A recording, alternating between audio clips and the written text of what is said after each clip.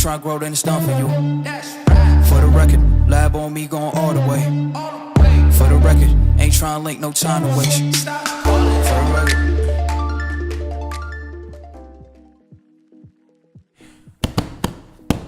Welcome back to Thai Kicks for another week, and this week we've got an interesting review of the Adidas ALPHAEDGE 2.0. So you can see we're in a slightly different surrounding, and I'm going to apologise if it's a tad echoey, but I'm in the games room of my accommodation on my sort of spring, early summer vacation with some of my family, and we're on the Devonshire coast. That's in the UK if you aren't from the UK. But it's great, really enjoying it. Maybe not the sunniest of weather, but it's pretty good. Really enjoying the break from the day to day. So without further ado, I think it's time to do the review. This particular model of 4D comes in this sort of rather matte box. Now, if you remember my previous ALPHAEDGE 1.0 review, the actual 4D came in an amazing, kind of almost glossy looking box with the sort of intricate looking pattern of the 4D sort of emblazoned all over it in a glossy kind of finish. Now, this goes in a slightly different direction. Now, I did the review of these, which were the Adidas ZX4000 4Ds, and they came in a similar style box to the ALPHAEDGEs. On the end of the box, you've got that similar style where it's got that crisscross intricate pattern of the 4D kind of represented on the end, and these are a UK 9.5s. I got these quite a long time ago actually. To be fair, I got these I think pre-Christmas, but I wanted to save the review until everyone had had an opportunity to get their stock levels in, and that included a couple of stores like Offspring and the restock on Adidas recently. So a few more of you may have this shoe and are sort of either loving it or weren't too sure about it and then copped. I'm here to give you a rundown of its materials, the 4D, which is similar to the ZX4000 4Ds, but different to the original ALPHAEDGE 1.0s. So we're gonna look at that a little bit more in depth. And the biggest question I get all the time. Obviously, I've worn these, so this is a re-unboxing, but because I've worn these and taken a couple of photos on my Instagram of them, I get fitting questions all the time. So I'm going to give you guys the lowdown on how these fit if you weren't sure about picking up a pair. The box is a slide box, so we just pull this out like so. And there's a little flap, just lift that up. And inside the box is the ALPHAEDGE 2.0 in the white colorway. Now, these dropped early before Christmas in Canada and people were going mad for them. And then they dropped online on Adidas in a really limited quantity and sold out fast. Now, they're not selling for crazy money on StockX on the resale market. You probably can pick up a restock now that they've produced more pairs. So it's definitely a shoe to look into as your first entry into 4D. So this shoe comprising of a prime knit upper with strategically sewn stitching along the exterior of the shoe for added support where you really need it. The upper has been predominantly produced to go with that 4D midsole as a performance shoe. So yes, you can definitely wear this casually, but it's definitely been made for performance in mind. The design of the toe box is rather interesting. It has shades of Ultra Boost, but it isn't exactly the same as the 1.0 Ultra Boost. It has its own sort of design, and it's kind of a bit of a heart shape really. That's all I can really describe it as, but it's aesthetically pleasing and I really like it.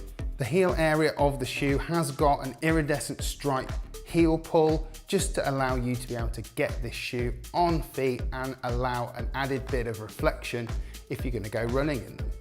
You've also got on the tongue, you've got this kind of faux leather alpha branding on the top, and you've got the Adidas logo on the heel counter area. Other areas of branding are literally at the tip end of the toe where you've got the Adidas branding. The undersole is in a white color, and as traditional with a lot of the high-end Adidas shoes, it comes with continental rubber. The insoles of this shoe are nothing particularly special, just your basic black insole, not Ortholite, with the 4D branding. The lace loop areas have got this plastic overlay to keep those laces in place and allow you to give it a much tighter and snug fit when you pull the laces in. The heel area does have some strengthening. It doesn't have an external heel counter, but it has got something built within inside that heel area to give you support where you need it. Even though there isn't a lot of padding on the inside of the heel area and around the sock liner, it does hug your feet extremely well. Now to the 4D midsole. There has been the first iteration in the 1.0s that were used for both consortium pairs and were used for the original runner. They also used that particular style of 4D midsole on the ALPHAEDGE 1.0. Now, if you haven't seen my video on that, I'll leave a card up above, so go and check that out. It's definitely worth watching so you can see a week-long road test on 4D material and how comfortable they are and how they wear in. Now, I'll be doing the same with this particular 4D midsole because it's changed. They've made the lattice structure a little bit finer and has a lot more flex to it, which to me means it's going to have more compression and hopefully more energy return. Now, hopefully as time goes on, we'll hope that they'll be able to customize this particular 4D technology to suit an individual's foot. But as it stands at the moment, it's not quite there yet. But this 2.0 version is definitely going to be an improvement from visually having a look at it. I could just sense that. But I will be doing a full road test and comparison to give you guys a full idea of how this performs. So to the big question, how do the ALPHAEDGE 2.0s fit?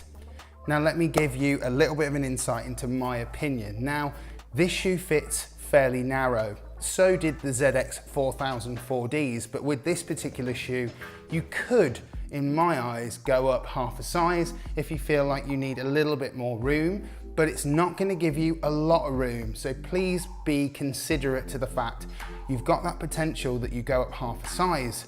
You still don't get that much extra room, but you get extra length, which isn't always great. So I went a half size up from a normal UK 9. I went my normal Ultra Boost size and they fit me fine. They're fairly snug, but they fit me fine. I don't think I would go up to a UK 10. I think that would be too big. But personally, I find that the midfoot is incredibly snug and it is quite a difficult shoe to get on because, as you can see, this sock liner area is extremely narrow and the shoe itself from a top-down perspective is quite long and the mid area is quite narrow. So going bigger may not be the right way to go with this, but do your checking, see which works for you. That's just my own personal view and I hope that helps you out. So I think it's about that time we saw these on feet.